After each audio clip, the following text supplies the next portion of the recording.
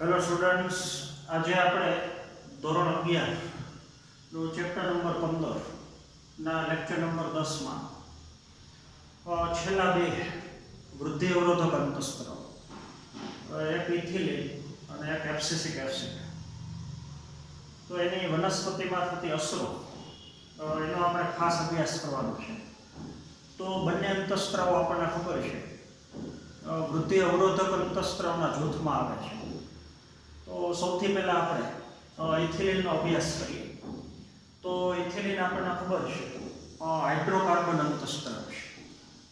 તો ઇથિલિનના રાસાયણિક બંધારણમાં કાર્બન અને હાઇડ્રોજન છે, એટલે C2H2. તો પાંચેય અંતઃસ્ત્રાવમાં રાસાયણિક બંધારણની દ્રષ્ટિએ સૌથી સરળમાં સરળ અંતઃસ્ત્રાવ તો ઇથિલિન છે. તો એનું બીજું નામ ખાસ આપણે હાઇડ્રોકાર્બન અંતઃસ્ત્રાવ એવું નામ આપણે યાદ રાખવાનું છે. બીજું ઇથિલિન તમને ખબર છે સરળ અને વાયુરૂપ PGR છે. હવાના સંપર્કમાં આવતા એ બાષ્પશીલ પ્રકૃતિ ધરાવે છે, એનું બાષ્પીભવન થાય છે. તો એકદમ સરળ છે અને વાયુરૂપ બાષ્પશીલ પ્રકૃતિ ધરાવતો PGR છે. તો આ ઇથિલિન વનસ્પતિ દેહની અંદર ક્યાં સંકેન્દ્રણ વધારે હોય અથવા વનસ્પતિ દેહની અંદર વધુમાં વધુ એનું સંશ્લેષણ ક્યાં થાય, તો ખાસ કરીને બે ભાગો, એક પાકા ફળો અને એક જીર્ણતા અનુભવતી પેશી. પાકા ફળો એમ તો જીર્ણ પેશી જ કહેવાય. તો આપણને ખબર છે ઇથિલિનનું વનસ્પતિ દેહમાં મુખ્ય કાર્ય કાચા ફળોનું રૂપાંતર પાકા ફળોમાં કરવા માટે. તો ફળને પકવવાની ક્રિયા, ફળ પક્વીકરણની ક્રિયા, તો એમાં ઇથિલિન સૌથી વધુમાં વધુ ભાગ ભજવે છે. તો કાચા ફળનું રૂપાંતરણ પાકા ફળમાં થતું હોય, પરિપક્વ ફળમાં, તો એ ફળ ધીમે ધીમે વૃદ્ધ અથવા જીર્ણ બને છે.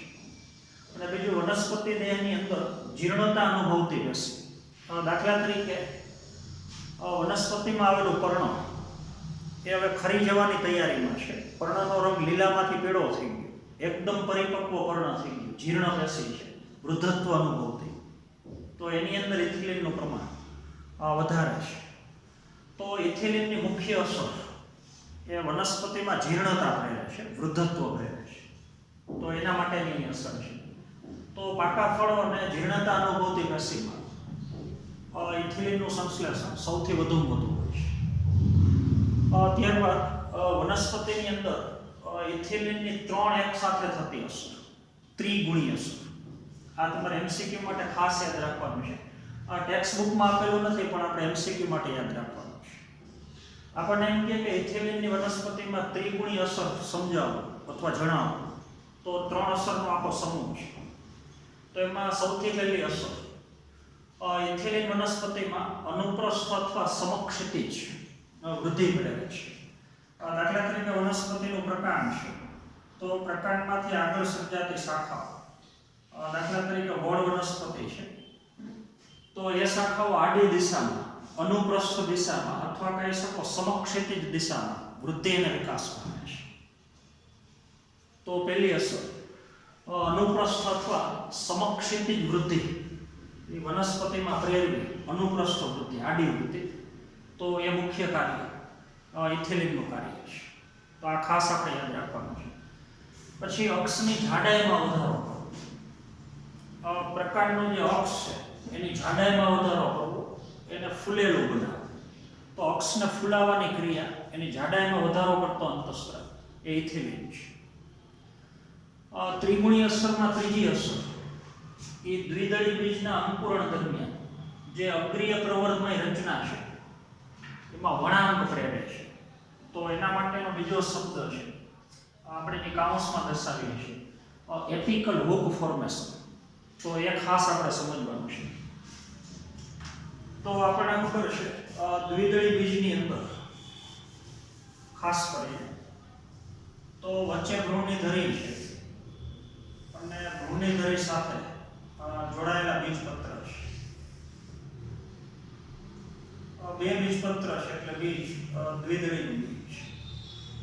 તો ભ્રૂણની ધરીમાં નીચેની તરફ ભ્રૂણ મૂળ છે, ઉપરની તરફ ભ્રૂણાગ્ર છે. ભ્રૂણાગ્રની નીચેની જે ધરી છે એ ધરીને તમે ઉપરાક્ષ કહેશો. જો બરોબર સમજો. દ્વિદળી બીજની અંદર જ્યારે અંકુરણ થતું હોય તો જે ભ્રૂણાગ્રનો ભાગ છે અહીંયા કોષ વિભાજનની ક્રિયા થતી હોય તો આખે આખું બીજ આપણે જમીનમાં વાવેલું છે તો અહીંયા કોષ વિભાજનની જ્યારે ક્રિયા થતી હોય ઉપરના ભાગ તો એનાથી ધરી આમ લાંબી નીકળે તો ઇથિલિન અંતઃસ્ત્રાવ જો અગ્રીય પ્રવર્ધમય રચના. તો એ અગ્રીય પ્રવર્ધમય રચના એટલે ખરેખર ઉપરાક્ષનો ભાગ. એમાં ઓક એને વળાંકવાળો બનાવે છે. તો આ જે ભાગ છે એ અંકુરણ દરમિયાન આપણને આ રીતે જોવા મળશે. એપિકલ હુક ફોર્મેશન. બરોબર છે. તો આગળની તરફ અહીંયા ભ્રૂણાગ્ર છે. જો આ ધરી આમ સીધી હોય અને અહીંયા કોષ વિભાજન સતત થાય તો આ ભાગને ભૂમિના જે કણો છે એનો ઘસારો વધારે લાગે. તો આ તો આપણને ખબર છે વર્ધનશીલ પેશી છે. તો વર્ધનશીલ પેશીના કોષોને નુકસાન ન થાય, ભ્રૂણાગ્રને નુકસાન ન થાય એટલા માટે આ જે ઉપરાક્ષનો ભાગ છે એમાં વળાંક પડે. તો હવે આખે આખી ધરી વળાંકવાળો ભાગ એ આ રીતથી આ વૃદ્ધિ વિકાસ જેથી કરી અને મેક્સિમમ ઘસારો ઉપરાક્ષના ભાગમાં લાગુ પડે પણ આ કોષ વિભાજન પામતા જે ભાગ છે એને લાગુ ન પડે. તો ખાસ કરીને આપણે યાદ રાખવાનું છે કે દ્વિદળી બીજના અંકુરણ દરમિયાન એટલે અગ્રીય પ્રવર્ધમય રચના આગળની અને વળાંકવાળી પ્રવર્ધમય રચના. તો એપિકલ હુક ફોર્મેશન એટલે અગ્રકલિકાની અંદર વળાંક પ્રેરવાની ક્રિયા. હુક એટલે વળાંક અને એપિકલ એટલે આગળનો ભાગ એટલે ખાસ કરીને એનો ઉપરાક્ષ. તો ઉપરાક્ષના ભાગની અંદર વળાંક પ્રેરવો જેથી કરી અને આગળના કોષોને ઘસારો ઓછો લાગુ પડે. તો એ પ્રકારનો વિકાસ એ ઇથિલિન દ્વારા પ્રેરાય છે. તો આ ત્રણેય અસરને આપણે ઇથિલિનની ત્રિગુણી અસર કહીએ છીએ. ત્યાર પછીની અસરોની આગળ વાત કરીએ તો પર્ણ અને પુષ્પમાં જીર્ણતા અને પતન પ્રેરે છે. એટલા માટે જ ઇથિલિન અંતઃસ્ત્રાવ એ વૃદ્ધિ અવરોધક અંતઃસ્ત્રાવ છે. તો પર્ણ અને પુષ્પમાં જીર્ણતા વૃદ્ધત્વ પ્રેરે ઝડપથી અંગો વૃદ્ધ બને તો એનું પતન ઝડપથી થઈ જાય. તો બે અસર થાય પર્ણ અને પુષ્પમાં જીર્ણતા અને પતનની ક્રિયાને ઉત્તેજન. એટલા માટે જ મુખ્ય અસર ઉપરથી આપણે ઇથિલિનને વૃદ્ધિ અવરોધક અંતઃસ્ત્રાવ કહીએ છીએ. ત્યારબાદની અસર પણ બહુ અગત્યની છે. તો ફળોને પકવવામાં એની ભૂમિકા છે.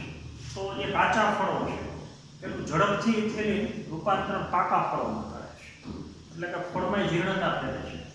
તો ખાસ કરીને ફળમાં શ્વસનનો દર વધારે છે. તો શ્વસનનો દર વધે તો આપણને ખબર છે કે જે ફળ પાકવવાની ક્રિયાઓ થતી હોય ફળની અંદર તેમાં ચયાપચયની ક્રિયાનો દર એકદમ વધી જાય. ખાસ કરીને અપચય ક્રિયાઓનો દર છે વધી જાય. તો એના માટે મોટા પ્રમાણમાં શક્તિની જરૂર પડે. તો ફળની અંદર ઇથિલિન શ્વસનના દરમાં આકસ્મિક વધારો કરે તાત્કાલિક. તો એને આકસ્મિક શ્વસન એ કહી શકો. અને જેના લીધે શ્વસનનો દર વધી જાય તો શક્તિ વધારે મળે, વધારે શક્તિ મળે તો અપચય ક્રિયાનો દર વધી અને ઝડપથી કાચા ફળનું રૂપાંતર પાકા ફળમાં. તો એ અસર એ બહુ અગત્યની છે. ત્યારબાદ ઇથિલિનની અસર બીજ અને કલિકાની સુષુપ્તતા તોડે છે. તો પહેલા તો સુષુપ્ત અવસ્થા એટલે શું? તો કે બીજ હોય કે કલિકા એનું જ્યાં સુધી અંકુરણ ન થઈ શકે એમાં વૃદ્ધિ વિકાસ થઈને આગળનો વિકાસ ન થાય. એટલે કે બીજમાંથી નવો છોડ ન બને, કલિકામાંથી દાખલા તરીકે નવી શાખા. તો સમજવાનું ત્યાં સુધી બીજ અને કલિકામાં વૃદ્ધિ અને વિકાસ અટકી ગયેલો છે. એને સુષુપ્ત અવસ્થા કહેવાય. તો એ સુષુપ્ત અવસ્થાની તોડે છે. દાખલા તરીકે મગફળીના બીજમાં બીજાંકુરણની ક્રિયા પ્રેરે છે તો બીજની સુષુપ્ત અવસ્થા તોડી કહેવાય. એમ બટાકામાં આવેલી કલિકા, બટાકા ગ્રંથિલ છે આપણને ખબર છે ભૂગર્ભીય ભાગ. તો બટાકાના સપાટી ઉપર જે ઓલી કલિકા હોય જેને આપણે આંખ કહીએ છીએ તો એની સુષુપ્ત અવસ્થા તોડે છે. એમાં કોષ વિભાજનની પ્રક્રિયા પ્રેરી અને એમાંથી નવા છોડનું સર્જન કરાવે છે. તો તો આ ખાસ આપણે યાદ રાખવાનું છે કે બીજ અને કલિકાની સુસુપ્ત અવસ્થા તોડે છે, પતનની ક્રિયાને પ્રેરે છે અને બીજની સુસુપ્ત અવસ્થાને ઇથિલિન છે તોડે છે. તો એ ઉદાહરણમાં મગફળીના બીજનું અંકુરણ પ્રેરે છે અને એવી જ રીતથી બટાકાની ગ્રંથિલ સ્વરૂપે છે. તો એની સપાટી ઉપર જે કલિકા આવેલી છે એ કલિકામાં વૃદ્ધિ અને વિકાસ કરે છે, એટલે કે સુસુપ્ત અવસ્થા તોડે છે. તો જ્યાં સુધી બીજ અને કલિકાનું અંકુરણ ન થઈ શકે ત્યાં સુધી સમજવાનું બીજ અને કલિકા એ સુસુપ્ત અવસ્થામાં છે. ત્યાર પછીની ડાંગરના છોડ ઉપરની અસર. તો ડાંગરના છોડમાં આંતરગાંઠ અને પર્ણદળ એમાં લંબાઈ રહે છે. તો આપણને ખબર છે ડાંગરના છોડનું વાવેતર, ચોખાના છોડ એ આપણે પાણી ભરેલા ખેતરમાં એનું વાવેતર કરીએ છીએ. તો આ તળિયાનો ભાગ છે ને આટલા લેવલ સુધી પાણી ભરેલું છે. તો એની અંદર વાવેલો જે ડાંગરનો છોડ છે બરોબર સમજો, અને પછી એનો પર્ણનો ભાગ છે.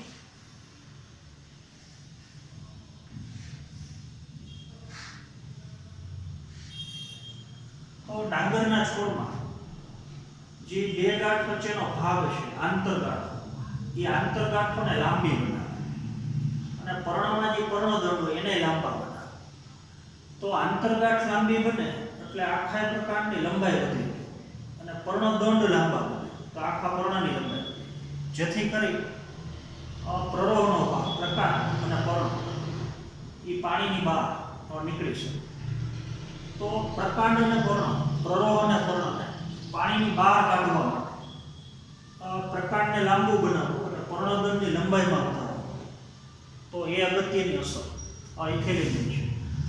તો આખી અસર આંતરગાંઠ અને પર્ણદંડમાં લંબાઈ રહે તો પાણી ભરેલા ખેતરમાં જે ડાંગરના છોડ છે એ છોડનું પ્રકાંડ અને પર્ણ જેથી કરી અને પાણીની બહાર રહી શકે, જેથી કરીને સારી રીતે પ્રકાશ સંશ્લેષણ કરે છે.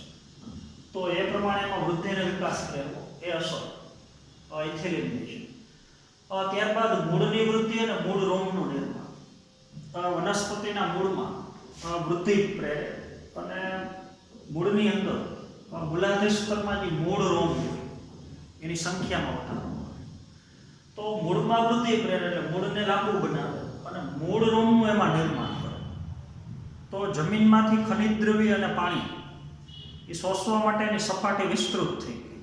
તો જેના લીધે મૂળ જમીનમાંથી ખનિજ દ્રવ્ય અને પાણી વધારે શોષણ કરી શકે તો છોડ યોગ્ય પ્રમાણમાં વૃદ્ધિ અને વિકાસ પામી શકે.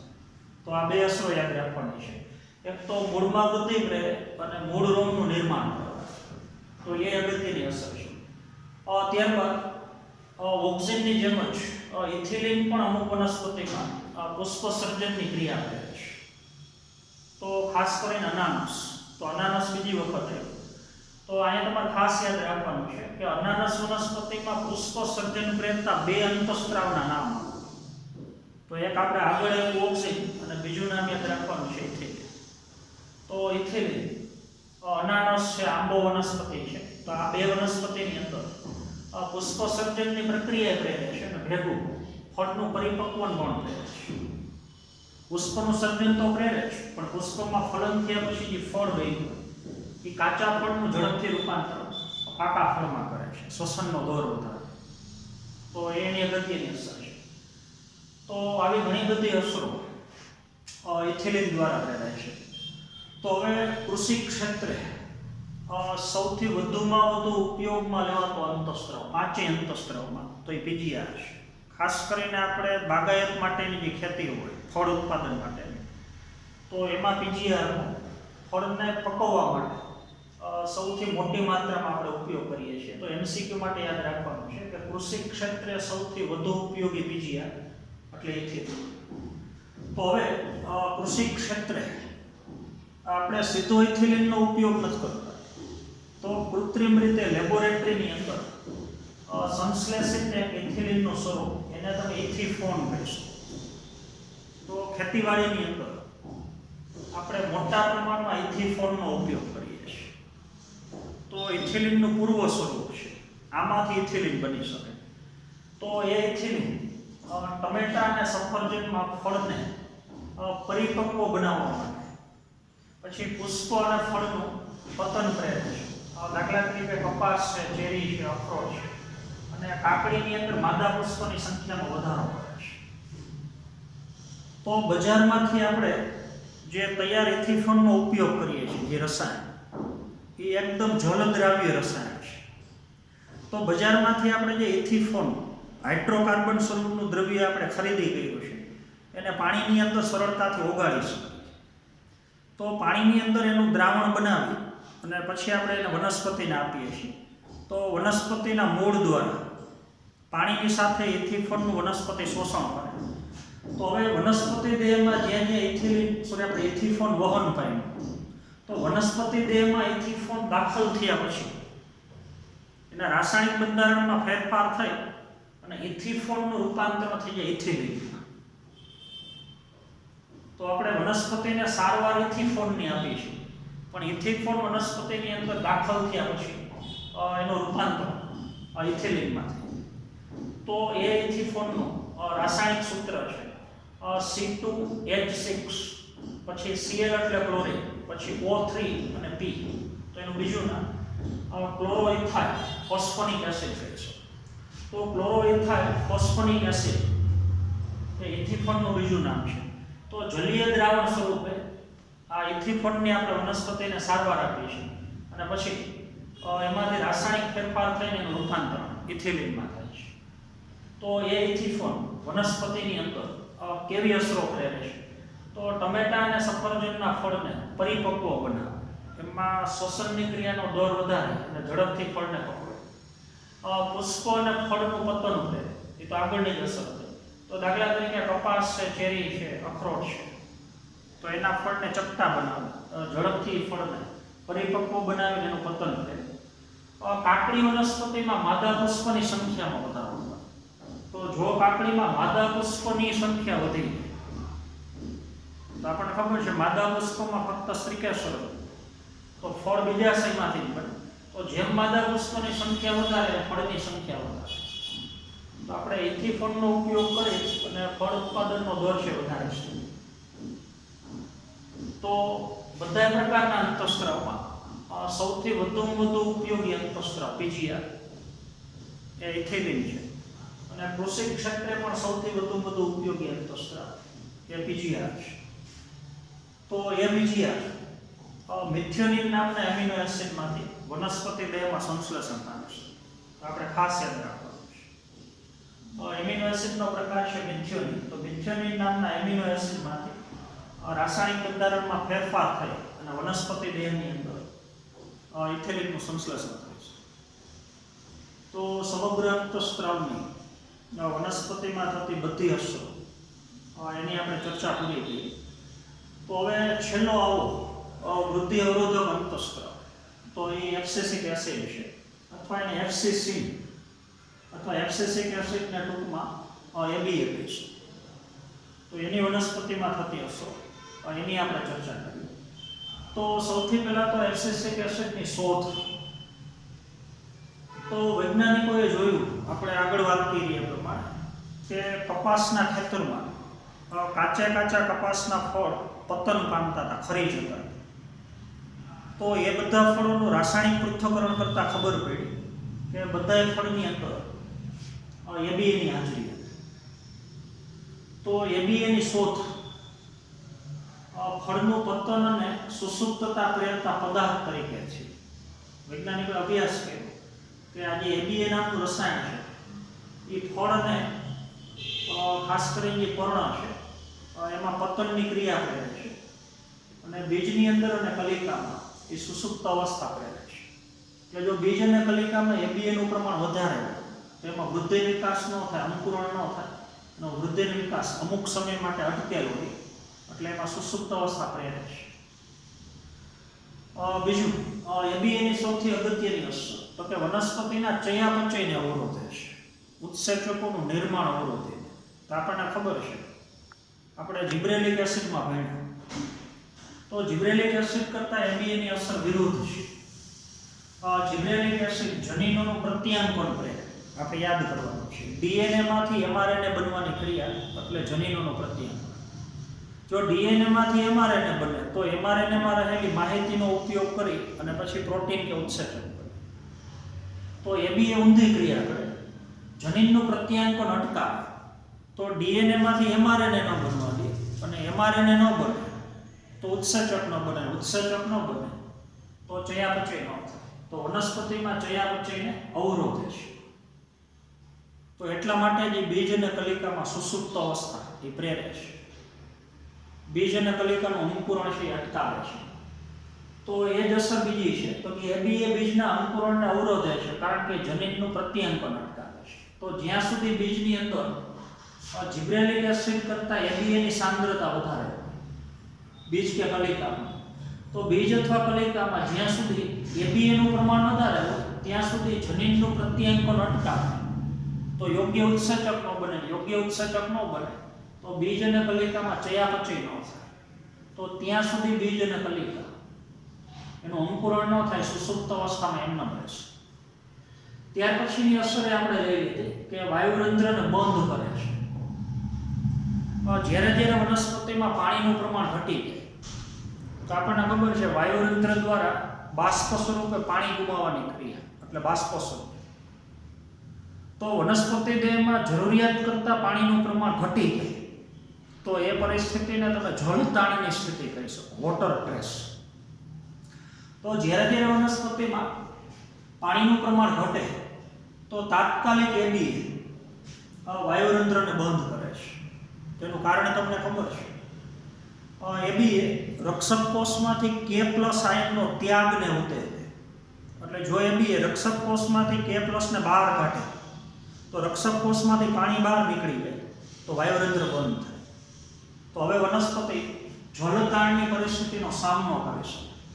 તો વાયુરંધ્રને બંધ કરે છે અને જેથી જળતાણની સ્થિતિ સામે વનસ્પતિની સહનશીલતામાં વધારો થાય છે. તો જ્યારે જ્યારે વનસ્પતિને પાણીની પ્રાપ્તિ ઓછી હોય, વનસ્પતિ દેહમાં પાણીનું પ્રમાણ ઘટી જાય તો બાષ્પોત્સર્જનની ક્રિયાના દરનું નિયંત્રણ કરવું પડે ને એના માટે વાયુરંધ્ર બંધ કરવા પડે. તો એ વાયુરંધ્રને બંધ કરવાની ક્રિયાને એબીએસ ઉત્તેજે છે. તો જેથી વનસ્પતિ જળતાણની પરિસ્થિતિને સહન કરી શકે, એનો સામનો કરી શકે. તો એટલા માટે જ આ અંતઃસ્ત્રાવને તણાવ અંતઃસ્ત્રાવ અથવા એને ઇંગ્લિશમાં સ્ટ્રેસ હોર્મોન કહે છે. તો વનસ્પતિને અલગ અલગ પ્રકારના તાણ સહન કરવાની ક્ષમતા હોય છે અંતઃસ્ત્રાવ. એટલે એ અંતઃસ્ત્રાવ તણાવ અંતઃસ્ત્રાવ અથવા એને તમે સ્ટ્રેસ હોર્મોન કહે છે. ત્યારબાદ એબીએની અસર તો ખાસ કરીને બીજ ઉપર. તો એબીએ બીજનો વિકાસ, એની પરિપક્વતા અને સુસુપ્ત અવસ્થામાં એની અગત્યની ભૂમિકા છે. બીજનો વિકાસ થવા માટેનો એને પૂરો ટાઈમ આપે છે, કારણ કે જ્યાં સુધી બીજની અંદર એબીએનું પ્રમાણ વધારે હોય ત્યાં સુધી બીજનું અંકુરણ ન થાય, બીજ સુસુપ્ત અવસ્થામાં એમનેમ રહે. અને બીજ લાંબા સમય સુધી સુસુપ્ત અવસ્થામાં એમનેમ રહે તો એ બીજ વિકાસ પામી અને પરિપક્વ બને છે. તો બીજને વિકાસ પામી અને પરિપક્વ બનવા માટે એબ્સેસિક એસિડ એ પૂરો સમય આપે છે. તો એ પણ એબીએની અગત્યની ભૂમિકા છે. તો એ મુદ્દો હવે આપણને સમજાયો છે કે બીજમાં સુસુપ્તતા પ્રેરે. આપણને ખબર છે જ્યાં સુધી બીજની અંદર જિબ્રેલિક એસિડ કરતાં એબીએનું પ્રમાણ વધારે હોય ત્યાં સુધી જનીનનું પ્રત્યાયન ન થાય, ઉત્સેચકો બને ત્યાં સુધી બીજ એ અંકુરણ ન પામી શકે. એટલે કે બીજ સુસુપ્ત અવસ્થામાં એમ ન હોય. જો બીજની અંદર સુસુપ્ત અવસ્થા પ્રેરાય તો બીજ શુષ્ક અને વૃદ્ધિ માટે પ્રતિકૂળ પરિબળોથી બીજને બચાવે. દાખલા તરીકે કોઈ નવું બનેલું બીજ છે, બરોબર સમય નવું બનેલું બીજ છે અને એ બીજની આજુબાજુમાં શુષ્ક પરિસ્થિતિ છે, એને વૃદ્ધિ અને વિકાસ માટે યોગ્ય પાણી મળે નથી, થોડુંક જ પાણી મળે. એટલે જો બીજને થોડુંક જ પાણી મળે અને બીજનું અંકુરણ થઈ જાય, દાખલા તરીકે એમાં સુસુપ્ત અવસ્થા ન હોય તો છોડ ઉગ્યા ભેગો એ છોડ સુકાઈ જવાની શક્યતા વધી જાય. તો જ્યારે વૃદ્ધિ અને વિકાસ માટેની પરિસ્થિતિ પ્રતિકૂળ હોય, આજુબાજુનું પર્યાવરણ શુષ્ક હોય, ત્યારે બીજને અંકુરણ પામતું અટકાવે. તો ત્યાં સુધી એબીએનું પ્રમાણ વધારે, તો ત્યાં સુધી બીજ સુસુપ્ત અવસ્થામાં એમ ન રહેશે.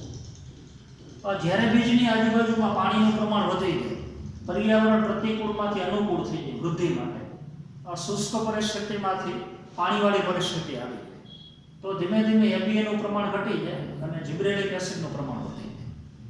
તો જ્યારે બીજની આજુબાજુમાં શુષ્ક પરિસ્થિતિ હોય, વૃદ્ધિ માટેની પરિસ્થિતિ પ્રતિકૂળ હોય, કઠિન પરિસ્થિતિ હોય, ત્યાં સુધી બીજમાં એબીએનું પ્રમાણ વધારે, તો ત્યાં સુધી બીજ અંકુરણ પામતું એમના અટકશે. તો આ પરિબળોથી બીજને એબીએસે બચાવે છે. બીજું એબીએનું બીજું નામ એન્ટી જિબ્રેલિક એસિડ છે, કારણ કે એબીએની અસર જિબ્રેલિક એસિડ કરતા પ્રતિરોધક વિરોધાત્મક છે. તો આપણને ખબર છે જિબ્રેલિક એસિડ બીજની સુસુપ્તતા તોડે છે, બીજનું અંકુરણ પ્રેરે છે, જનીનનું પ્રત્યાંકન પ્રેરે છે, ઉત્સેચકોનું નિર્માણ પ્રેરે છે. તો એબીએની અસર એના કરતા વિરુદ્ધ છે. એબીએ બીજનું અંકુરણ અટકાવે છે, બીજની સુસુપ્ત અવસ્થા એને જાળવે છે, કારણ કે જનીનનું પ્રત્યાંકન અટકાવે, યોગ્ય ઉત્સેચકનું નિર્માણ ન થાય. તો એબીએની અસર જિબ્રેલિક એસિડ કરતા વિરોધ છે, એટલે એન્ટી જિબ્રેલિક એસિડ, જિબ્રેલિક એસિડની વિરોધ અસર કરતો, એનો પ્રતિરોધક અથવા વિરોધ અસર કરતો અંતઃસ્ત્રાવ છે. ત્યારબાદ થોડીક વધારાની અસરો છે. તો એક તો એબીએ સેલ્યુલેજ અને પેક્ટિનેજ ઉત્સેચકની સક્રિયતામાં વધારો કરી અને પર્ણ અને ફળમાં જીર્ણતા અને પતનને પ્રેરે છે. તો ખાસ આપણે સમજવાનું છે.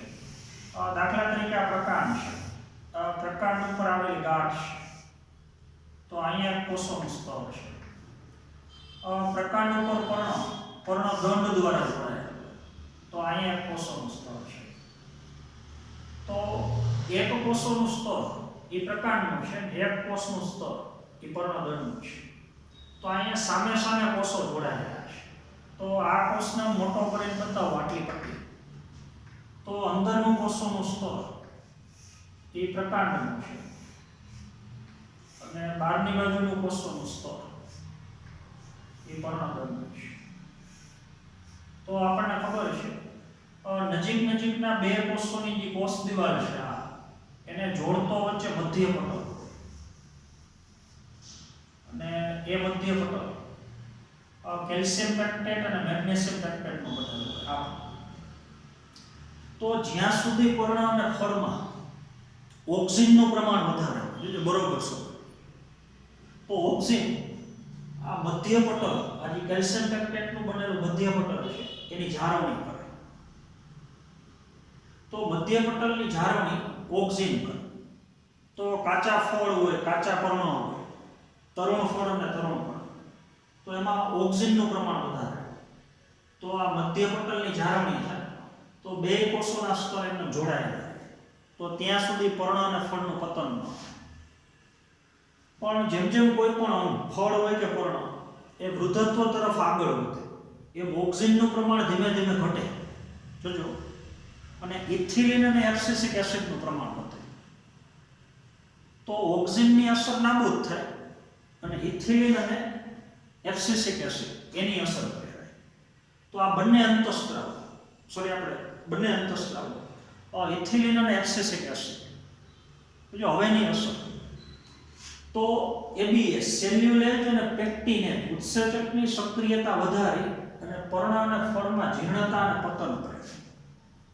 તો એબીએ અને ઇથિલિન સેલ્યુલેજ ઉત્સેચક એ આ સેલ્યુલોજની બનેલી કોષ દિવાલ એનું વિઘટન, અને પેક્ટિનેજ ઉત્સેચક કેલ્શિયમ પેક્ટેટનો બનેલો જે મધ્ય પટલ છે એનું વિઘટન.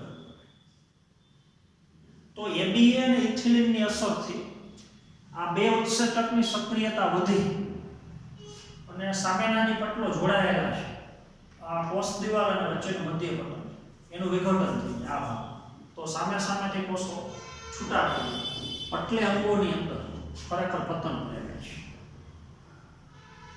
તો આ તમારે ખાસ યાદ રાખવાનું છે કે એબીએ સેલ્યુલેજ અને પેક્ટિનેજ ઉત્સેચકની સક્રિયતા વધારી પર્ણ અને ફળમાં જીર્ણતા અને પતનને પ્રેરે છે. ત્યારબાદ ઇથિલિન છે એબીએના સંશ્લેષણને અટકાવે છે ને જેથી જીએની અસર પ્રેરાય, જેથી આંતરગાંઠ લાંબી બને છે. આ નવી અસર છે. તો ઇથિલિનનું કાર્ય ABA ના સંશ્લેષણને અટકાવે. તો ઇથિલિનનું સંશ્લેષણ થાય તો ABA ના સંશ્લેષણને અટકાવે અને ABA નું સંશ્લેષણ અટકે તો ABA ની અસર નાબૂદ થઈ જાય તો GA ની અસર કરે. તે ઓલો ઉત્સેચકોનું નિર્માણ કરે અને જેના લીધે પ્રકાંડની આંતરગાંઠો એ લાંબી બને છે. તો આંતરગાંઠને લાંબી બનાવવામાં પરોક્ષ રીતે, સીધો નહીં પણ પરોક્ષ રીતે ઇથિલિનનો ફાળો છે. તો ઇથિલિન ABA ની અસરને નાબૂદ કરે, ABA ના સંશ્લેષણને અટકાવે અને ABA ની અસર નાબૂદ થાય તો જિબ્રેલિક એસિડની અસર પ્રેરે અને જેના લીધે આંતરગાંઠ લાંબી બને છે. તો આ અસર તમારી યાદ રાખવાની છે. વનસ્પતિ દેહની અંદર ABA ની શું અસર છે, એનું નિર્માણ કઈ રીતે થાય છે, એના માટેનું એક સમીકરણ આ તમને PDF ની અંદર આપણે આપેલું છે. તો વાયોલોજેન્થિન નામનું જે રંજક દ્રવ્ય છે એનું રૂપાંતર ABA માં થાય છે. તો વાયોલોજેન્થિન એ એક પ્રકારનું કેરેટિનોઇડ્સ પ્રકારનું રંજક દ્રવ્ય છે. તો વાયોલોજેન્થિન માંથી ABA નું સંશ્લેષણ થાય છે પણ એના માટે એક ઉત્સેચક જરૂરી છે. તો ઉત્સેચકનું નામ છે ઇપોક્સી કેરેટિનોઇડ્સ ડાયહાઇડ્રોક્સિનેસ. ઇપોક્સી કેરેટિનોઇડ્સ ડાયહાઇડ્રોક્સિનેસ. તો આ ઉત્સેચકની હાજરીમાં વાયોલોજેન્થિન નામનું રંજક દ્રવ્ય વિઘટન પામી અને એનું રૂપાંતર ABA માં થાય છે. તો વનસ્પતિ દેહમાં ABA નું સંશ્લેષણ કઈ રીતે થાય છે એ તમારે યાદ રાખવાનું છે. બીજું આપણે જિબ્રેલિક એસિડમાં વાત કરી હતી. લોંગ ડે પ્લાન્ટ, દીર્ઘદિવસી વનસ્પતિ LDP. તો એમાં પુષ્પસર્જન જિબ્રેલિક એસિડ પ્રેરે છે. તો હવે શોર્ટ ડે પ્લાન્ટ, લઘુદિવસી વનસ્પતિ, એને ઇંગ્લિશમાં કહેવાનું શોર્ટ ડે પ્લાન્ટ. એટલે જે વનસ્પતિમાં પુષ્પસર્જનની ક્રિયા માટે દૈનિક ઓછા કલાક માટે પ્રકાશની જરૂર હોય તો એવી વનસ્પતિને આપણે લઘુદિવસી વનસ્પતિ કહીએ છીએ. તો એમાં પુષ્પસર્જનની પ્રક્રિયા ABA પ્રેરે છે. તો આ વધારાની અસર આપણે યાદ રાખવાની છે. અને એધાની સક્રિયતા ઘટાડે છે. તો એધા આપણને ખબર છે દ્વિતીય વર્ધનશીલ પેશી છે. તો એની સક્રિયતા ઘટાડે અને આ કોષ વિભાજનની ક્રિયાનો દર ધીમો કરી નાખે એટલે દ્વિતીય વૃદ્ધિ થતી અટકાવે છે ABA. તો આ અસર આપણે ખાસ યાદ રાખવાની છે. એ એધાની સક્રિયતામાં ઘટાડો કરતો, એમાં કોષ વિભાજનને ધીમું બનાવતો અંતઃસ્ત્રાવ તો ABA છે. તો પાંચેય પ્રકારના અંતઃસ્ત્રાવો અને એની વનસ્પતિ દેહમાં થતી અસરો એનો અભ્યાસ આપણે સંપૂર્ણ પૂરો કર્યો. તો હવે આટલો અભ્યાસ કર્યા પછી બધા અંતઃસ્ત્રાવની ભેગી મળીને અસરો કયા પ્રકારની હોય તો એની આપણે થોડી ચર્ચા કરવાની છે. તો સૌથી પહેલા તો PGR એટલે પાંચેય પ્રકારના વૃદ્ધિ અંતઃસ્ત્રાવો એ વનસ્પતિમાં વૃદ્ધિ, વિભેદન અને વિકાસ ઉપર અસર કરે છે. એ તો આપણે અસરો ઉપરથી સમજી શકીએ. અલગ અલગ અંતઃસ્ત્રાવની અસરો વનસ્પતિની દેહમાં થતી અલગ અલગ ઘટનાઓ અથવા અલગ અલગ પ્રક્રિયાઓ પર છે. પણ પાંચેય અંતઃસ્ત્રાવો ભેગા મળી એટલે PGR પ્લાન્ટ ગ્રોથ રેગ્યુલેટર્સ એ વૃદ્ધિ, વિભેદન અને વિકાસ ઉપર અસર કરે છે. તો અત્યારે આપણે અંતઃસ્ત્રાવો વૃદ્ધિ વિકાસ ઉપર અસર કરતા આંતરિક પરિબળ તરીકે આપણે એનો અભ્યાસ કરીએ તો એ તો સીધું તમે સમજી શકો. તો જ્યારે હવે વૃદ્ધિ અને વિકાસ ઉપર આ અંતઃસ્ત્રાવોની અસર થતી હોય તો એ PGR ની અસર અથવા ભૂમિકા એ પૂરક હોઈ શકે અને પ્રતિરોધક હોઈ શકે, સહાયક હોઈ શકે અને વિરોધી હોઈ શકે. દાખલા તરીકે કોષ વિભાજનની ક્રિયાને ઓક્સિને પ્રેરે છે અને સાયટોકાઇનને પ્રેરે છે તો એ અસર પૂરક છે અને વિરુદ્ધ અસર હોઈ શકે. દાખલા તરીકે જિબ્રેલિક એસિડ બીજનું અંકુરણ પ્રેરે છે તો ABA નામનો અંતઃસ્ત્રાવ એનું અંકુરણ છે અટકાવે છે. તો આ અસર પૂરક હોય આ પ્રતિરોધ. તો PGR જ્યારે વનસ્પતિમાં વૃદ્ધિ, વિભેદન અને વિકાસ ઉપર અસર કરતો તો એ PGR ની વનસ્પતિ દેહમાં ભૂમિકા, એનું મહત્વ એ પૂરક હોઈ શકે અને પ્રતિરોધક હોઈ શકે. બીજું, જ્યારે વનસ્પતિ દેહ ઉપર અંતઃસ્ત્રાવની અસર થતી હોય, અલગ અલગ પ્રકારની ભૂમિકા ભજવતા હોય તો એ વ્યક્તિગત હોઈ શકે અને સંયુક્ત હોઈ શકે. દાખલા તરીકે કોષ વિભાજન ઉપર બે અંતઃસ્ત્રાવની સંયુક્ત અસર છે, ઓક્સિન અને સાયટોકાઇન. એકની અસર નથી. પણ અમુક ક્રિયાઓ એવી છે કે એમાં અસર છે વ્યક્તિગત હોય છે. દાખલા તરીકે આંતરગાંઠને લાંબી બનાવવી, તો એ મુખ્ય કાર્ય તમને ખબર છે જિબ્રેલિક એસિડનું છે, તો એ અસર વ્યક્તિગત. તો ભૂમિકા સ્વતંત્ર હોઈ શકે અને સંયુક્ત હોઈ શકે, એટલે કે વ્યક્તિગત અસર હોઈ શકે અને સંયુક્ત હોઈ શકે. બીજું, વનસ્પતિ જીવનમાં થતી ઘટનાઓ ઉપર પીજીઆરની આંતરક્રિયાની અસર થાય છે. તો વનસ્પતિ દેહના જીવનચક્રના અલગ અલગ તબક્કે જે અલગ અલગ ક્રિયાઓ ઘટનાઓ થાય છે, એના ઉપર પીજીઆરની આંતરક્રિયાની અસર થાય છે. તો અંતઃસ્ત્રાવો એકબીજા સાથે આંતરક્રિયા કરી એકબીજાની ક્રિયાઓમાં સહાયક અથવા પ્રતિરોધક બની અને અલગ અલગ પ્રકારની ક્રિયાનું નિયમન કરે છે. દાખલા તરીકે સુસુપ્તતાની વાત કરીએ તો એબીએ સુસુપ્તતા પ્રેરે છે, તો જિબ્રેલિક એસિડ સુસુપ્તતા દૂર કરે છે. પતનની વાત કરીએ તો ઓક્સિન પતન અટકાવે છે, પણ ઇથિલિન અને એબ્સિસિક એસિડ પતન પ્રેરે છે. જીર્ણતાની વાત કરીએ તો સાયટોકાઇનિન જીર્ણતા અટકાવે છે, પણ ઇથિલિન જીર્ણતા પ્રેરે છે. અગ્રીય પ્રભાવિતાની વાત કરીએ તો ઓક્સિન અગ્રીય પ્રભાવિતા પ્રેરે છે અને સાયટોકાઇન એ અગ્રીય પ્રભાવિતા અટકાવે છે, તો એ પાર્શ્વીય પ્રભાવિતા પ્રેરે છે. તો આવી જે બધી ક્રિયાઓ છે એ બધી ક્રિયાઓનું નિયમન કરવા માટે અંતઃસ્ત્રાવો વચ્ચે જે આંતરક્રિયાઓ થતી એ ક્રિયાઓ એ ઘટનાઓ માટે જવાબદાર છે. તો પાંચે પ્રકારના અંતઃસ્ત્રાવોની વ્યક્તિગત અસર અને પાંચે પ્રકારના અંતઃસ્ત્રાવો ભેગા મળી અને વનસ્પતિમાં વૃદ્ધિ, વિકાસ અને વિભેદન ઉપર કઈ રીતે અસર કરે છે એની આપણે ચર્ચા કરી. તો હવે જ્યાં તમારે આગળનો ટોપિક આપણો છે પ્રકાશ અવધિ, ખાસ સમજવાનું છે.